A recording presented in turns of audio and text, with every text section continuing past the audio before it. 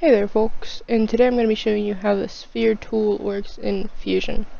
So first I'm just going to close this, and you're going to go here to this little create tab, and click it, and then you're going to click on sphere, and you're just going to select the plane that you want it to go into.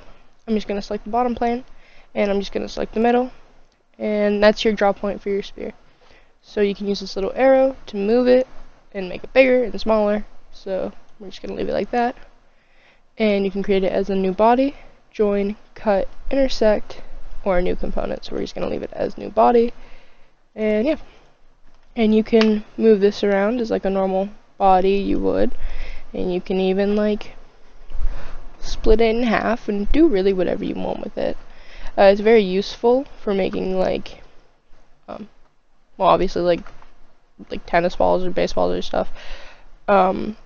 But also in like modeling for, say, you want to make a creature of sorts and get the basic shape out in Fusion and then take it over to Blender, which is something that I do quite a bit.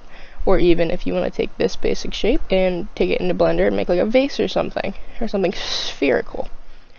So yeah, I'll show you an application that I've used it on where I was making like a panda, and for the basic shape I used it as the head.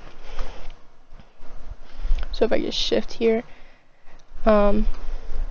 this, they're all this, and the basic head are all the sphere tool, and I just cut it in half and kind of filleted it. Now this is not like a final version of anything, it's just something that I took, and then I'm going to take it into Blender and mess with it a little bit more, but it's perfect for doing that. That's how you use the sphere tool in Fusion.